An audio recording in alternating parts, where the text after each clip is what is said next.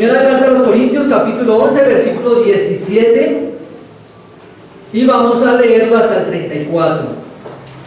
Si ustedes notan allí ya los versículos y el texto que vamos a estar observando, como conclusión, ¿qué podemos sacar o qué vamos a ver en esta mañana? Vamos a estar hablando sobre la cena del Señor. Un tema importante, un tema que es necesario hablarlo, en vista de que hay muchos vacíos alrededor de él, muchas dudas, y es un tema muy, muy hermoso y que nos compete a todos los creyentes estar con el contenido bien de lo que significa. Entonces, vamos a leerlo sin más preámbulos. Versículos 17 al 34. Dice así. Sí. Pero al anunciaros esto que sigue, no os alabo, porque no os congregáis para lo mejor, sino para lo peor. Pues en primer lugar, cuando os reunís como iglesia, oigo que hay entre vosotros divisiones, y en parte no lo creo. Y en parte lo creo, perdón. Vuelvo y lo leo para que haya un énfasis ahí. Mejor. Versículo 18. Pues en primer lugar, cuando os reunís como iglesia, oigo que hay entre vosotros divisiones, y en parte lo creo. Versículo 19.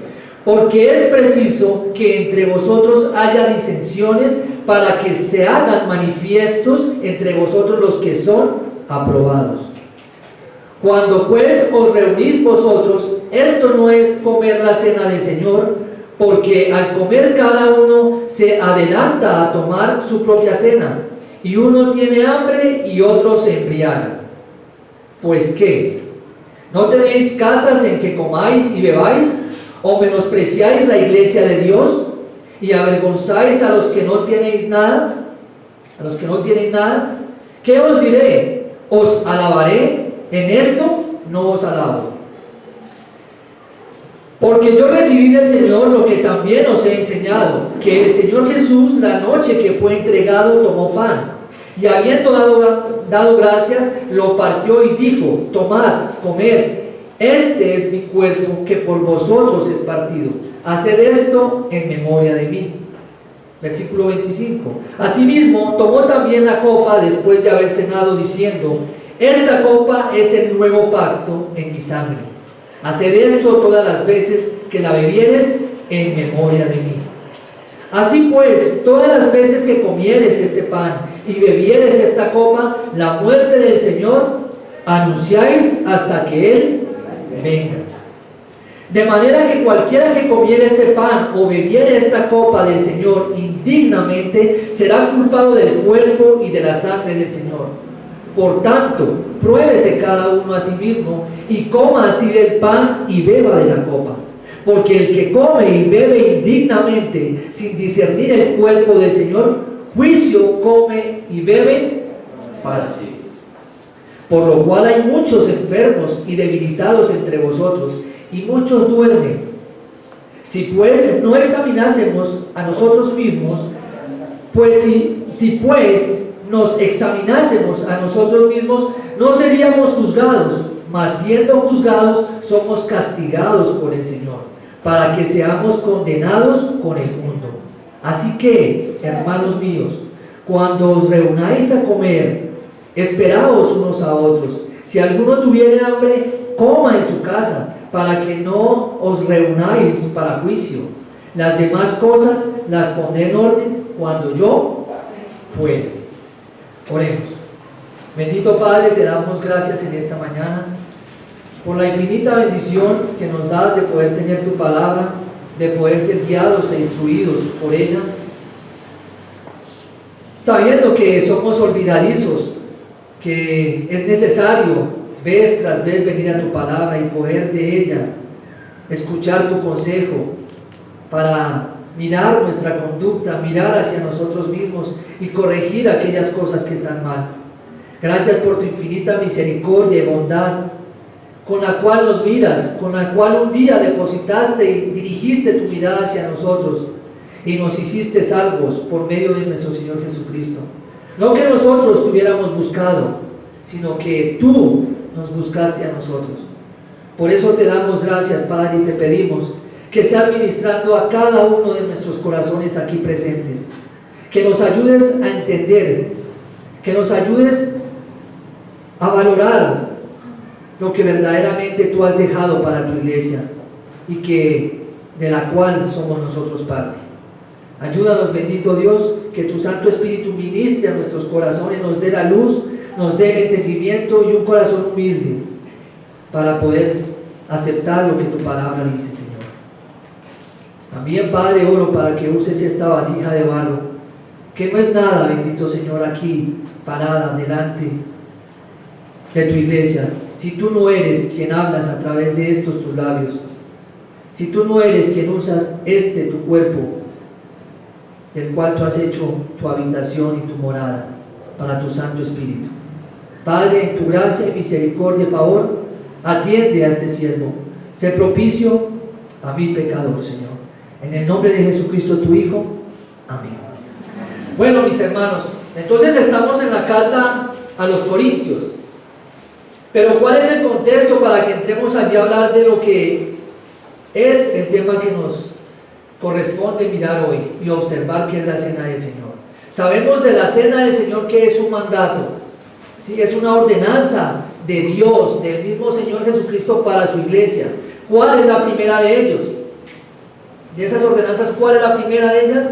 El bautismo, ¿cierto? Le encontramos en Mateo capítulo 28, versículo 19, donde se nos dice: por tanto, id y hacer discípulos a todas las naciones, bautizándoles en el nombre del Padre, del Hijo y del Espíritu Santo. ¿Quién da ese mandato?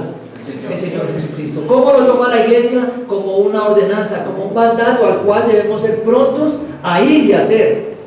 Pero con este mandato, con esta ordenanza, hay otra, y esa es la de la Santa Cena o la Cena del Señor. ¿Sí?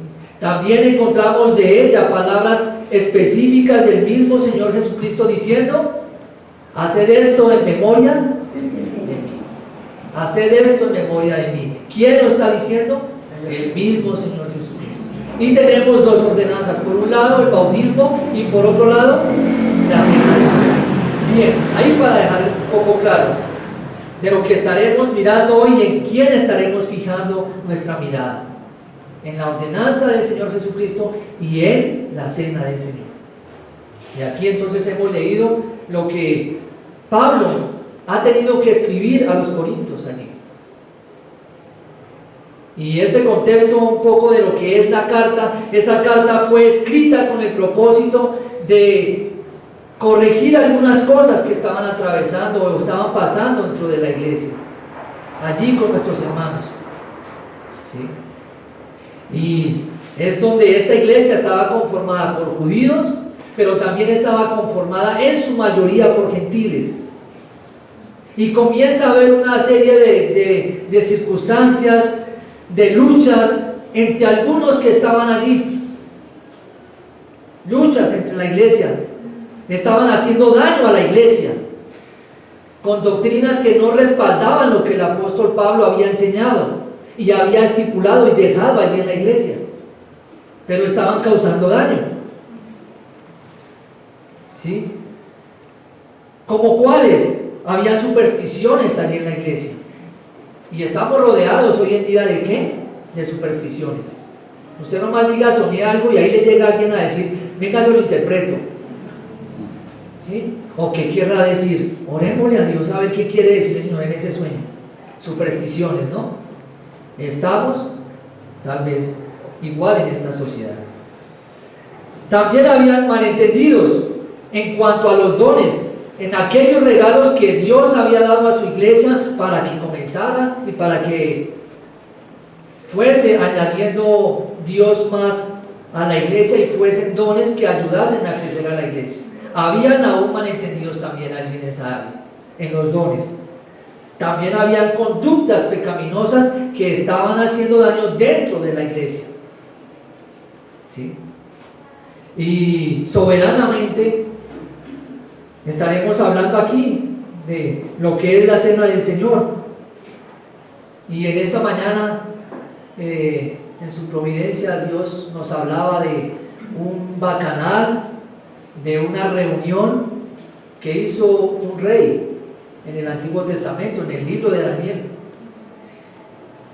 para poder tener un poco el panorama y podíamos ver de qué manera providencial Dios también estaba hablando allí en cuanto a una reunión de miles de invitados.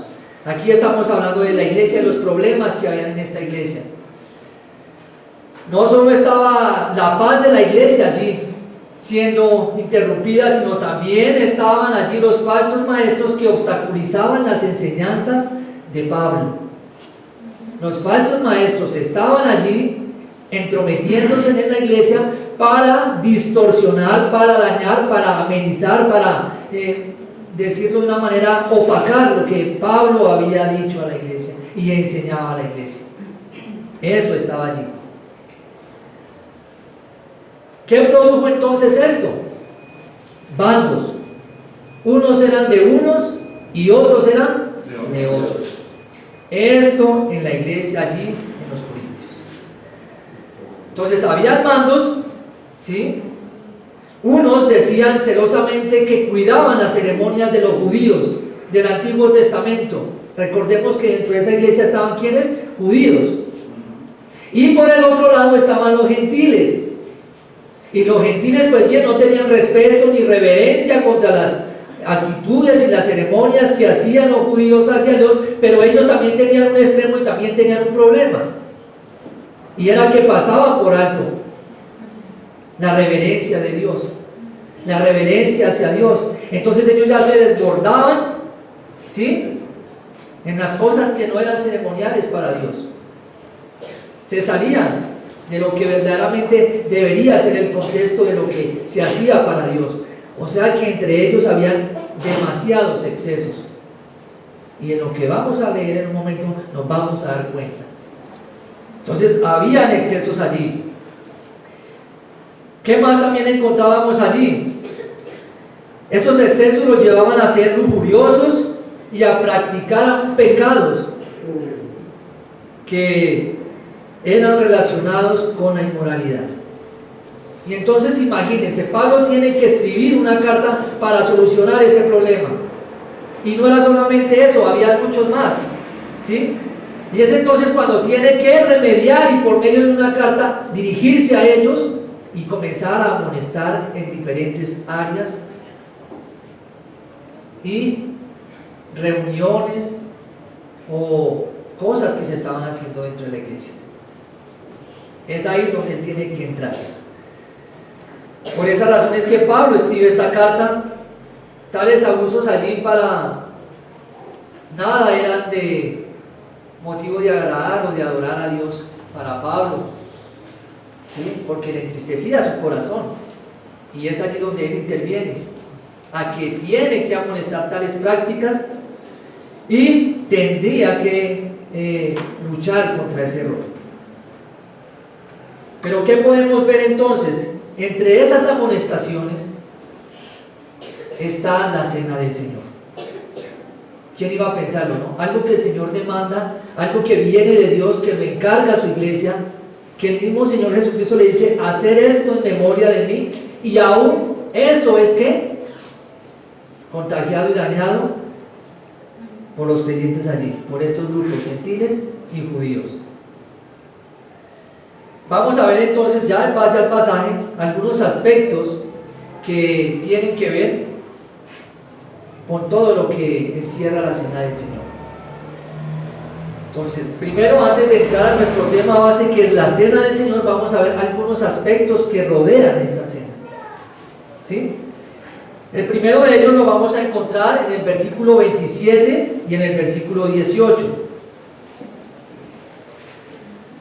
Y dice la palabra así, o leámoslo mejor del 18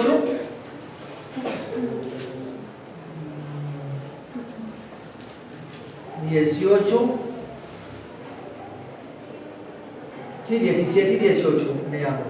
Pero al anunciaros esto que sigue, no os alabo porque no os congregáis para lo mejor, sino para lo peor.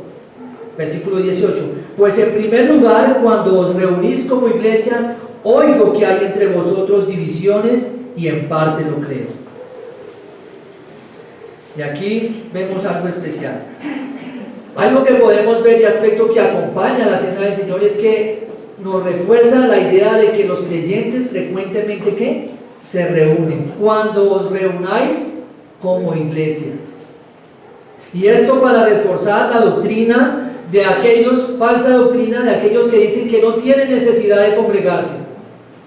Aquellos que dicen que no hace falta ir a la iglesia, que no hace falta la comunión con los hermanos. ¿Sí? Que simplemente es necesario una predicación, leer su palabra y en su casa y orar, y con esto es suficiente. Esto contrarresta lo que una persona así puede pensar. Porque Pablo está haciendo énfasis, ¿no? Cuando os reunís como iglesia. No solamente lo dice ahí, porque también lo dice en el versículo 20. Cuando pues os reunís vosotros. Una vez más lo reitera. Así que es necesario que los creyentes con frecuencia se reúnan. ¿Con qué propósito? Ahí vamos a ver algunos de ellos. Para cumplir, para unirse como un cuerpo en Cristo que son. ¿Sí? Para participar de lo que a ella se le demanda. Con ese propósito nos congregamos. Para compartir, tener comunión, para orar juntos, como lo dice la palabra, para oír su palabra, como lo hacían cada primer domingo de semana. Los discípulos de la iglesia primitiva se reunían a escuchar ¿qué? La palabra, a orar juntos, a compartir, a partir el pan, como lo llaman acá. Y entonces de esta manera vemos un primer aspecto de lo que encierra la cena del Señor. Debe la iglesia y deben los hermanos con frecuencia ¿qué? Reunirse. Esto respalda y afirma lo que dice Hebreos capítulo 10 versículo 25. No dejando de congregarnos como algunos tienen por costumbre, ¿verdad? Sino exhortándonos, y tanto más cuando veis que aquel día se acerca. Y esto respalda lo que aquí el autor de Hebreos está diciendo. No dejarnos de congregar. Pablo está diciendo cuando os reunís como iglesia. Pero el problema aquí de Corinto, o el problema aquí que Pablo tiene que enfrentar, es que sí se reunían, se congregaban, pero ¿cuál era el propósito de ellos? Las divisiones, las contiendas, cada uno quería adorar a su manera. Y aquí el autor de Hebreos llama que es para exhortarnos, para animarnos los unos a los otros. ¿Notan la diferencia que estaba teniendo la iglesia de Corinto al consejo que da el autor de Hebreos? Y ahí vemos entonces que estaban reunidos, pero no para exhortarse. Se reunían para estar divididos. Y entonces aquí, por eso Pablo dice, y en parte ¿qué? Lo creo. En parte lo creo. Bien. Ahí se evidencia entonces que había una gran división entre ellos. ¿Por qué? Versículo 18. Pues en primer lugar, cuando os reunís como iglesia, oigo que hay entre vosotros divisiones, y en parte lo creo. Cuando nos reunimos como iglesia es para estar unidos, para compartir juntos, para demostrar que cada uno formamos parte del cuerpo de Cristo, que somos la iglesia del Señor. Ese es el propósito. ¿Sí? Ahora, podríamos decir, pero ¿cómo es posible? Somos llamados a estar unidos, somos llamados a compartir, pero el Señor dice aquí, por medio de Pablo, que es necesario, o porque es preciso, que entre vosotros haya disensiones. Sería como una contradicción, ¿cierto? Pero aún Dios permite las disensiones, y esas disensiones significa bandos. También tiene un significado como herejías. Y son necesarias que estén allí. ¿Pero para qué son necesarias que estén ahí? Ahí el mismo texto nos lo va a responder. ¿Para qué? Para que se hagan manifiestas entre vosotros quienes son aprobados. Así que estas disensiones, esos bandos, esas herejías que a veces enseñaban, eran Tenían que estar ahí y Dios las permite con un propósito, de que nos demos cuenta quiénes son del cuerpo y quiénes no lo son. ¿Sí? Entonces no hay ninguna contradicción. Nos debemos reunir, pero al reunirnos vamos a estar expuestos como iglesia a que entren falsos maestros, a que entren falsos hermanos. ¿Y qué van a hacer ellos? Comenzar a minar, a buscar cómo dañar. Pero es donde entonces la iglesia tiene que estar unida orando por su cuidado, que Dios la cuida. Pero dice aquí Dios que es necesario o es preciso que esto suceda. ¿Sí? Y ahí seguimos descansando que Dios es soberano y de Él es su obra, de Él es la iglesia, y Él la cuida, y Él la sustenta y la mantiene. Bien. Así que no hay ninguna contradicción allí.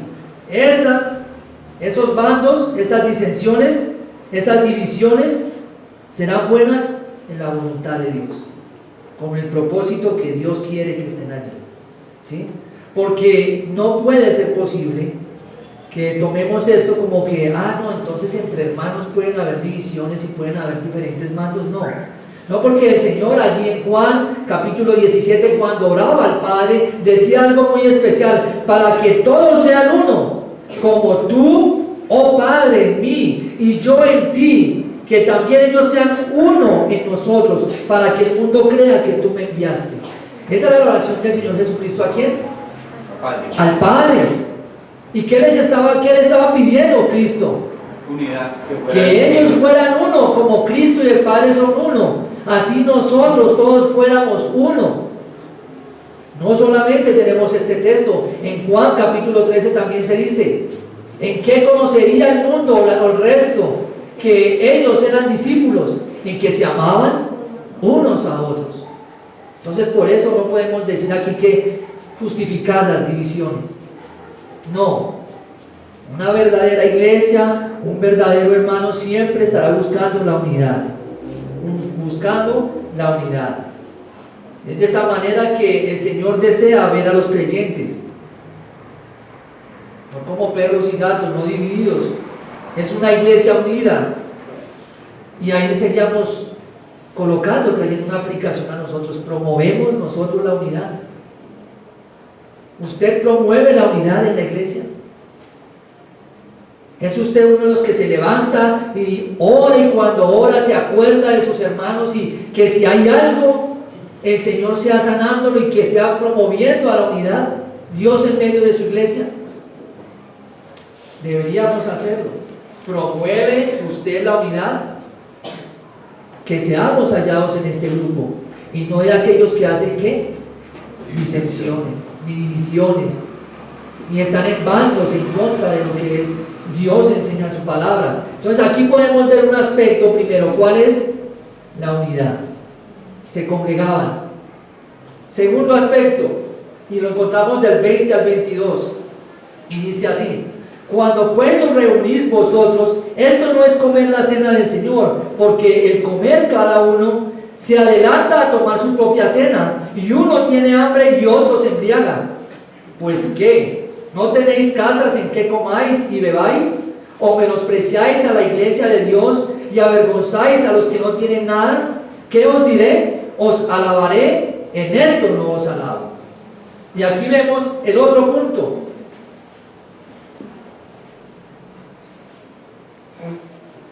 Se reunían, y en el contexto vemos entonces que había un mando. Estaban los ricos a la mesa y estaban los pobres, y cada uno traía su alimento, cada uno traía su bebida. ¿Y qué hacía el rico? Comía, coma y coma y coma hasta de gula, y bebía y bebía y bebía hasta embriagarse. ¿Y qué hacía el pobre al otro extremo de la mesa? Mirarlo, tal vez dejar que su saliva rodara por su barba, porque no tenía que comer.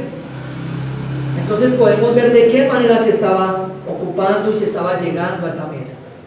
Unos por un lado con su glotonería, con sus ganas de beber, en exceso y otros con necesidad y hambre.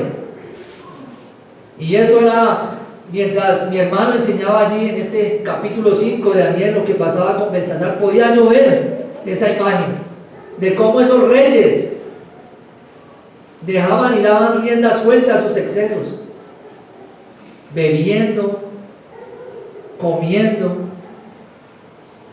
¿sí? Y no era cualquier comida, no era cualquier bebida, porque era entre reyes, entre principales de esa nación. Y aquí está entonces este aspecto. Y esa mesa era lo que se llamaba el ágape. ¿Qué era el ágape? El ágape era un banquete de amor que se hacía. Pero pregunto yo, ¿se veía amor ahí en ese banquete? No. No se veía amor. ¿Qué podía evidenciar Pablo? ¿Qué nos muestra a través de esta carta que se evidenciaba? División, egoísmo, cada uno comía lo que quisiera, traía su comida, se saciaba, y allá el pobre, allá el que no tiene, allá él. Y a eso era lo que hacía referencia. Así que no se participaba. El rico traía su propia comida, el pobre traía lo que escasamente podía traer. Y a esto era lo que Pablo tenía que llegar a corregir.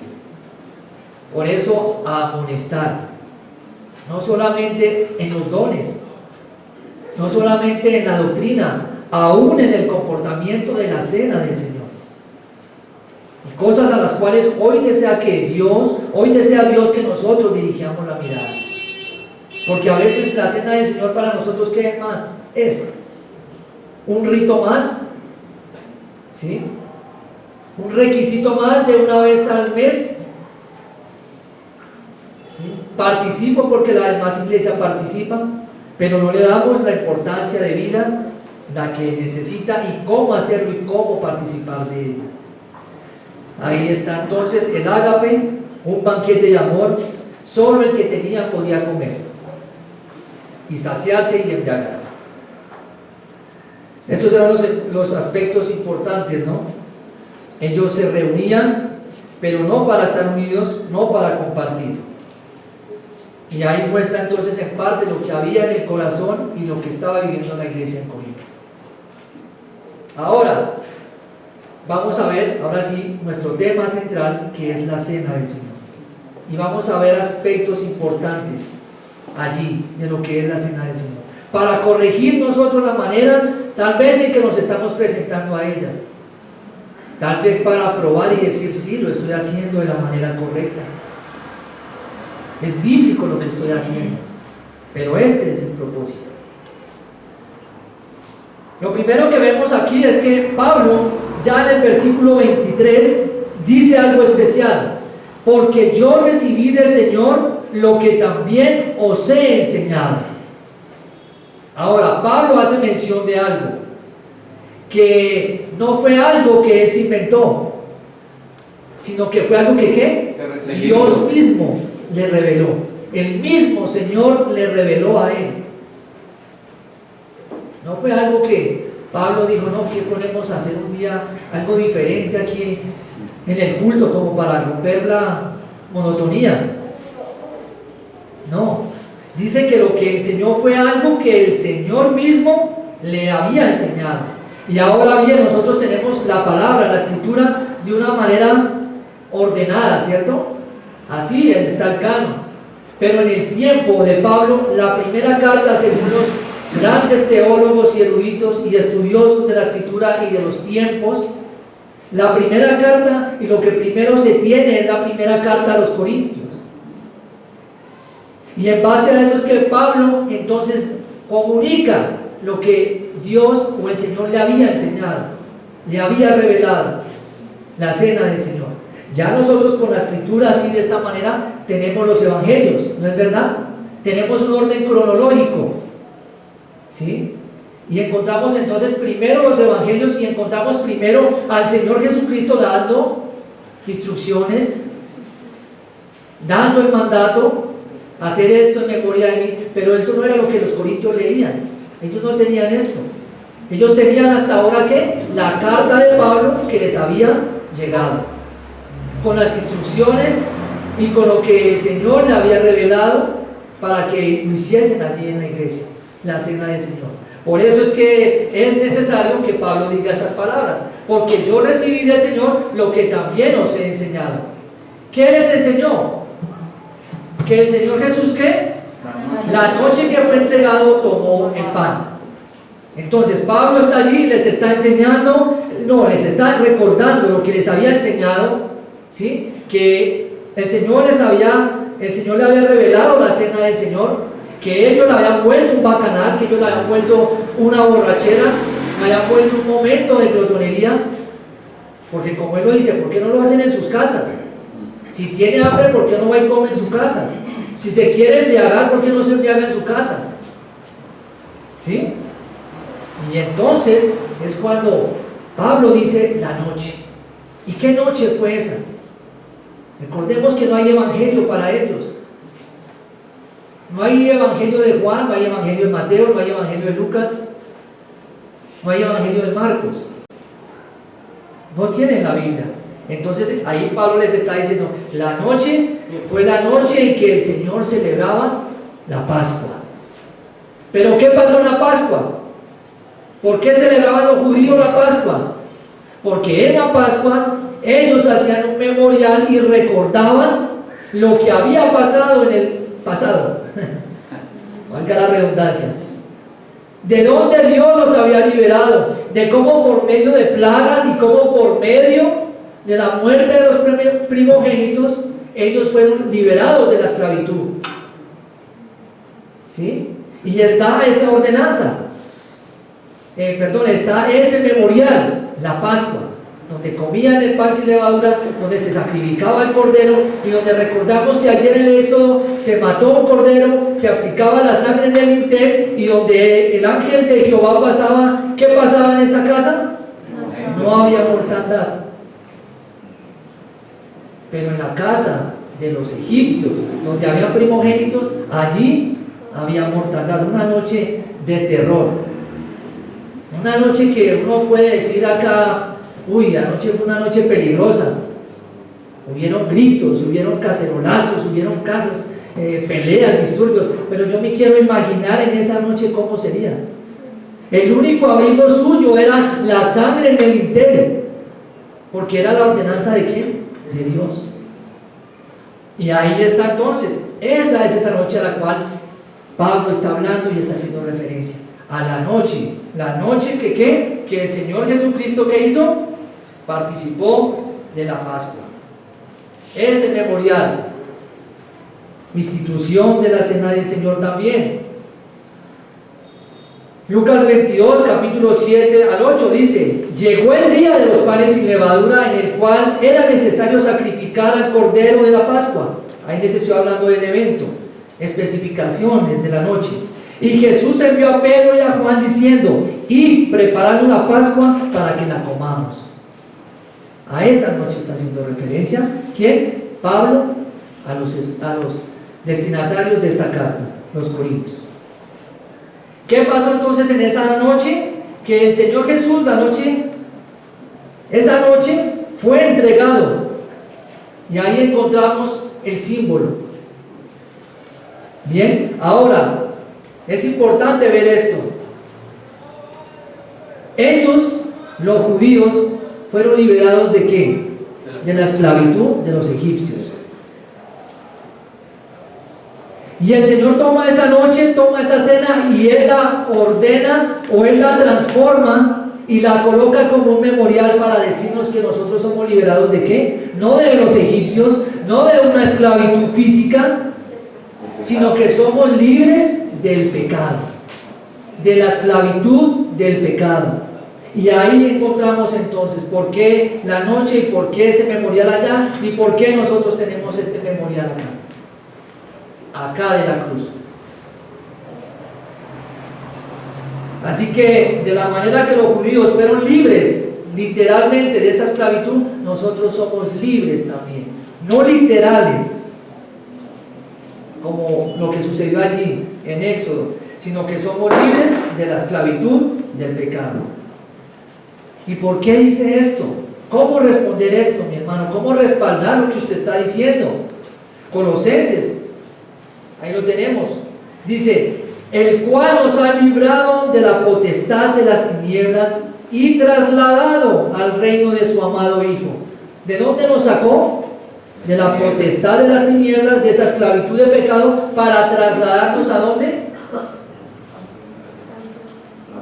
Al reino de su Hijo amado, en quien tenemos redención por su sangre, el perdón de pecados.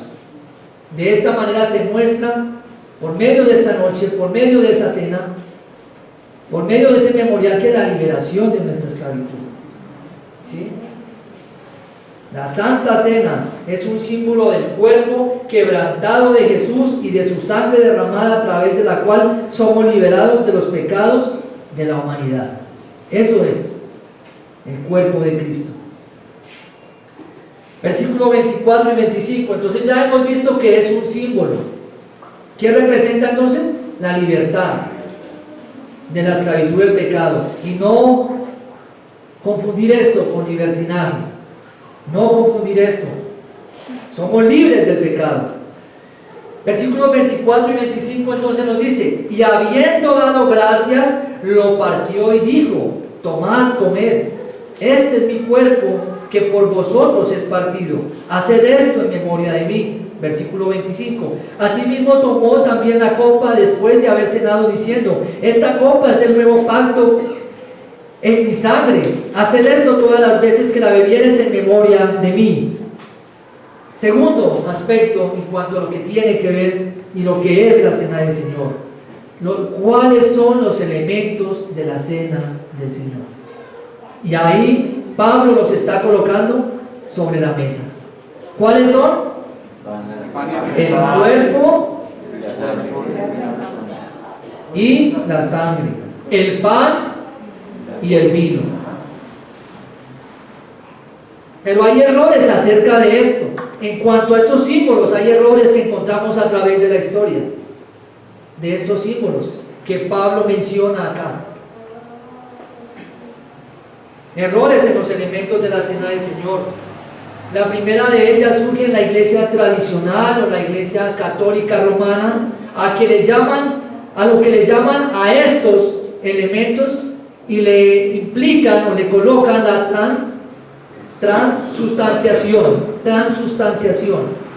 ¿Qué quiere decir esto? Que a este término o a estos elementos el sacerdote hace su misa, hace su ceremonia, y él coloca el pan como si fuese literalmente la carne de Cristo, y toma por un lado la sangre, el vino, y lo toma literalmente como si fuese la sangre de Cristo. A eso es lo que le llaman transustanciación. ¿Pero es esto bíblico? No. Ya vamos para allá.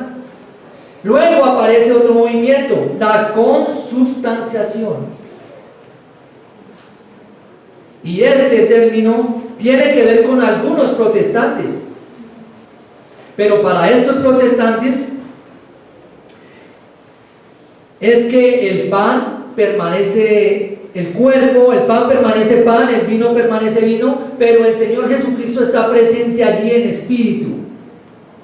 ¿Sí me hago entender? El pan es pan, el vino es vino, pero en esa ceremonia, en ese momento, el Señor Jesucristo está presente en espíritu. A eso es lo que se le llama consubstanciación. Pero apenas se acaba la ceremonia, apenas se acaba, entonces el Espíritu Santo y todo sigue siendo normal. Ya el Espíritu de Cristo, ya lo que estaba ahí ya no está. Un error también.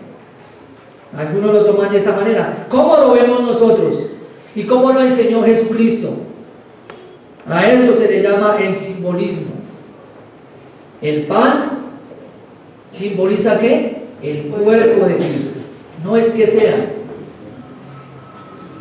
El vino simboliza la sangre de Cristo. No es que sea la sangre de Cristo ni la que estemos bebiendo ahí. Es simbólico. ¿Bien? Eso es lo que tiene que ver. Entonces, de esta manera está la transustanciación, la consubstanciación, y está el simbolismo. Simboliza lo que simboliza esto. Pero ¿cómo vamos a entender esto? ¿Cómo podemos respaldar entonces que eso simbolizaba? Pues bien, en Juan capítulo 6, versículo 48 y 53, si me quieren acompañar. Ya les pido un momento. Juan capítulo 6, para que ustedes puedan mirar. Juan capítulo 6, versículo 48 al 53. ¿Lo tenemos? El Señor Jesucristo está diciendo: yo soy el pan de vida. Vuestros padres comieron el maná en el desierto y murieron. Este es el pan que desciende del cielo, para que el que de él come no muera. Yo soy el pan vivo que descendió del cielo. Si alguno comiere de este pan, vivirá para siempre. Y el pan que yo daré es mi carne, la cual yo daré por la vida del mundo. Algunos dirán: uy, ahí está. No, si hay que comer la carne, hay que comer el cuerpo.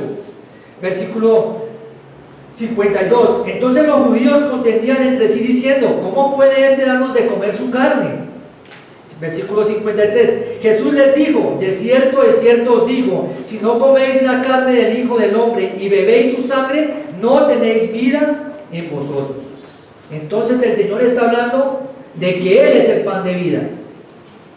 O sea, que Él podía arrancarse trozos de sí mismo y entregarlos. No, lo está hablando de una manera simbólica. Lo está hablando de una manera en que tomásemos eso como símbolo. En el versículo 43 dice lo siguiente. Dice: Jesús respondió y les dijo: no murmuréis entre vosotros. Luego dice en el versículo 63, ahí dice entonces: el Espíritu es el que da vida, la carne para nada aprovecha. Las palabras que yo os he hablado son espíritu y son vida. Versículo 35 de ese mismo pasaje dice: yo soy el pan de vida, el que a mí viene nunca tendrá hambre, y el que en mí cree no tendrá sed jamás. ¿Estaba hablando de que lo comiesen o estaban hablando de que creyesen en Él? Creer en Él.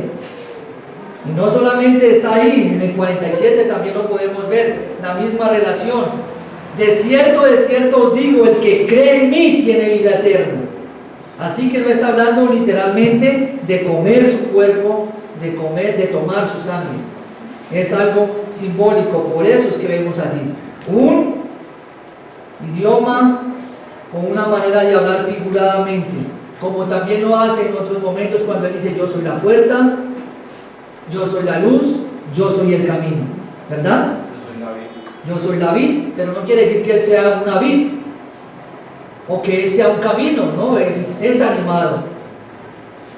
Bien, ahora ya hemos visto entonces el símbolo, los elementos, el pan y el vino. Ahora vamos a ver su mandato. Es un mandato, y es un mandato del Señor. En los mismos dos versículos dice: haced esto en memoria de mí. ¿Quién lo dice? El Señor.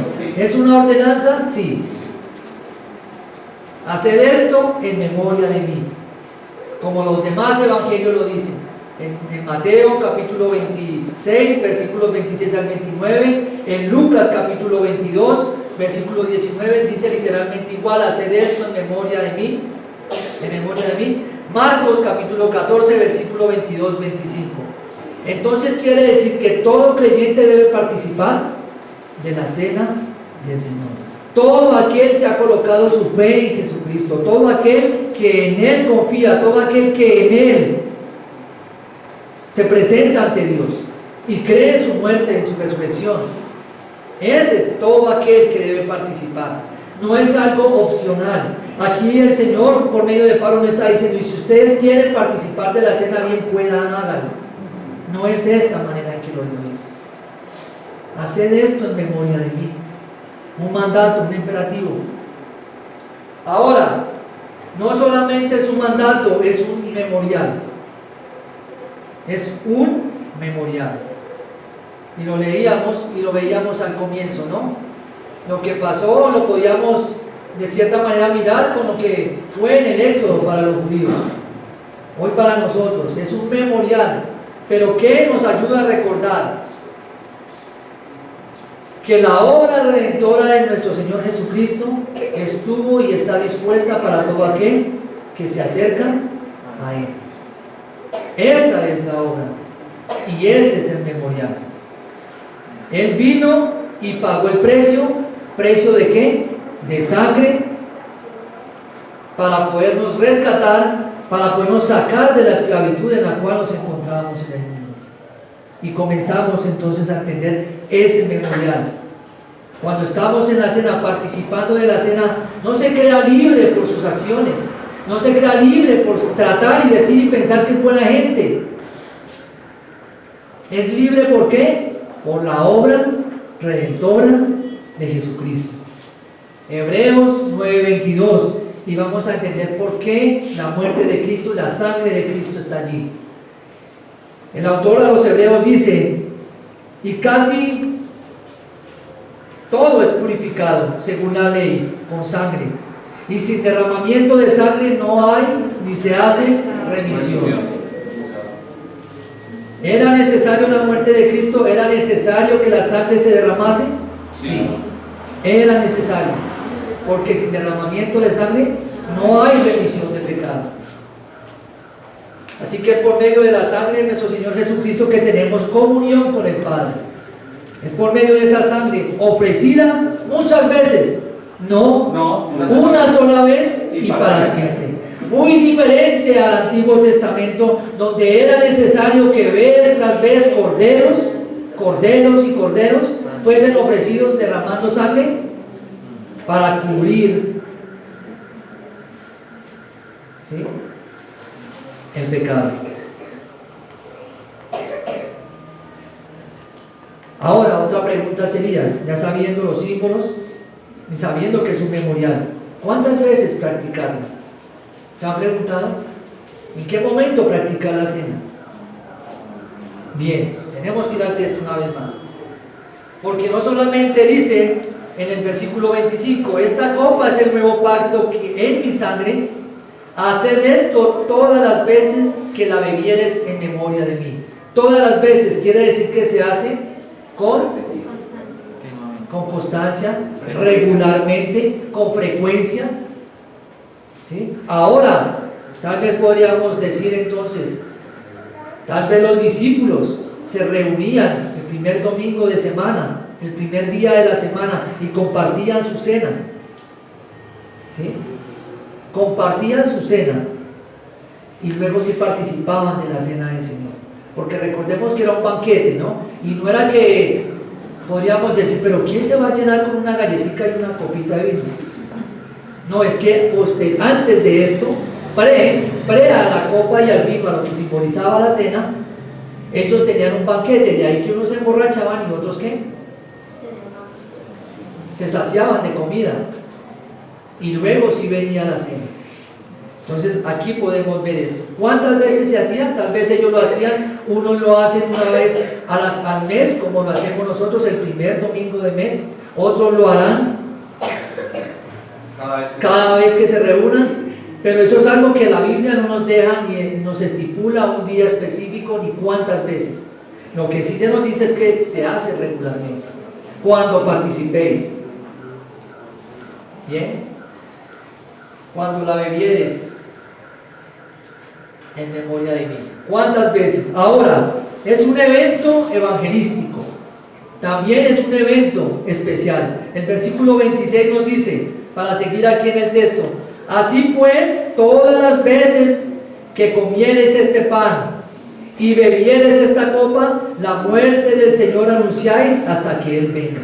Entonces, ¿qué es la cena del Señor? También es un acto y es un momento o es un evento donde se evangeliza, porque estamos anunciando que un día, ¿qué va a pasar? El Señor va a venir, su segunda venida, donde estaremos con Él, donde compartiremos la cena con Él, donde habrá una gran boda y estaremos allí nosotros. Entonces es también un evento evangelístico, su segunda venida allí en gloria, para establecer su reino. De esta manera es una profecía de la cual estábamos haciendo día tras día, tal vez que la miramos y participamos, estamos apuntando hacia esa profecía, hasta el día que Él venga. Bien. Ahora, ante tal ordenanza nos podríamos decir, ¿y cómo presentarnos? Si significa todo esto. ¿Se han preguntado? Si es un memorial, si es un símbolo, si los elementos están puestos sobre la mesa, ya sé cuáles son esos elementos, qué simboliza la carne, qué simboliza el pan, qué simboliza el vino. La pregunta crucial y última, y en la cual Pablo nos va a introducir, es ¿cómo presentarme a tal cena? Y en esto no hay vacíos, porque de eso se va a encargar Pablo de respondernos en el versículo 27 hasta el versículo 34. ¿Cómo presentarme a esa cena? Primero, participar de la cena debe ser tomado con cuidado. Esto no es algo ligero. Esto no es cualquier reunión, cualquier agasajo que nos puedan invitar. No es de esa manera. Es de presentarnos y de tomarla con mucho cuidado. Es algo que es serio y que trae implicaciones aún a nuestro favor. Es algo importante, porque tal vez la podemos estar tomando indignamente. Y ahí nos dice, versículos entonces restantes del 27, de manera que cualquiera que comiere este pan o bebiere esta copa del Señor indignamente, será culpado del cuerpo y de la sangre del Señor. Hay una forma de participar de la cena y Pablo la menciona aquí. ¿Cuál es? Indignamente. ¿Pero qué es indignamente? Es cuando usted menosprecia algo, cuando usted tiene por poco algo, y a eso está haciendo referencia Pablo. Muchos se acercaban allá a la mesa indignamente, menospreciando. ¿Qué estaban menospreciando?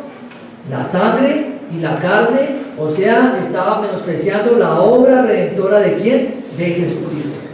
Eso es lo que estaban haciendo. Y hay algunos, tal vez, que se puedan presentar de manera inapropiada, despreciando lo hecho por el Señor y lo establecido por Él, de una manera vergonzosa y de una manera vil. Así se pueden estar presentando. Ahora, ¿qué debemos hacer? Algunos pueden participar de la cena porque les toca, porque como les dije, es un rito más de la iglesia. Hoy el culto tenía la cena y me tocó participar de ella. No es de esta manera, así está participando como indignamente. Tampoco es haciéndolo mecánicamente y sin pensar en lo que está haciendo. Tampoco es eso, participar de la cena del Señor. Pero ¿qué pecados entonces pueden estar en nosotros que nos hagan participar de la cena del Señor de esta manera? Y ahí tenemos que ver entonces, pueden haber resentimientos en nuestros corazones. Pero yo participo del Señor. Pero si hay resentimiento, ¿cómo está participando? ¿Dignamente o indignamente? Indignamente. Bueno, yo no tengo resentimientos, pero tiene envidia. ¿Cómo está participando? ¿Dignamente o indignamente? Bueno, yo no tengo ni resentimiento ni envidia. Yo solamente tengo unos pecados ocultos nomás. ¿Cómo está participando? ¿Dignamente o indignamente? Bueno, yo ni tengo ni resentimiento, ni envidia, ni pecados ocultos. Solamente tengo amargura. ¿Cómo está participando? ¿Dignamente o indignamente? Sentimientos cargados de maldad hacia algún hermano o hacia alguna hermana. De esa manera usted está participando indignamente. No hace falta ni que se llene aquí de glotonería ni de borrachera para decir que participa indignamente. Con estas cosas en el corazón ya estamos participando indignamente de la cena del Señor. Y esto es algo que cada uno de nosotros debe mirar, y cada uno de nosotros sabe y sabe y sabe que en su corazón hay, ¿o no? Cada uno de nosotros sabe si hay envidia, cada uno sabe si hay amargura, cada uno sabe si hay resentimiento, cada uno sabe si tiene un pecado oculto, ¿cierto? Cada uno lo sabe. Que nos pongamos los lentes para el sol y sigamos hacia adelante es otra cosa, pero cada uno es consciente de esto. Y así queremos participar de la cena del Señor. Pero no es así de esta manera. Por eso es que la palabra nos dice que debemos nosotros, ¿qué? Confesar nuestros pecados. Examinarnos a nosotros mismos y mirar cómo estamos para tomar la cena. Y es por eso que la última, y ya para participar ahora de lo que vamos a participar en un momento, es que se nos dice que debemos probarnos, viendo nuestro corazón, mirando hacia estos algunos pecados que pueden haber, o algunas maneras de entrar y cenar indignamente. Y es ahí como lo vemos. Versículo 28 dice: por tanto, pruébese cada uno a sí mismo, y coma así del pan y beba la copa. Hay un llamado de parte de Pablo ¿a qué? A examinarse, a mirarse a sí mismo, ¿sí? Y es importante esto, porque muchos prefieren dejar la mesa y servida, dejar la copa y el vino, que porque tuvo una discusión con su esposo, o que porque tal vez tuvo tal pecado con tal hermano, y en vez de ir al Señor y confesarle su pecado, lo que hizo, pedir perdón, apartarse, ¿qué prefieren hacer? Indignamente tomar la cena del Señor, tomar ese símbolo del pan y esa copa, ese símbolo de su sangre y ese símbolo de la carne, y hacer ¿qué?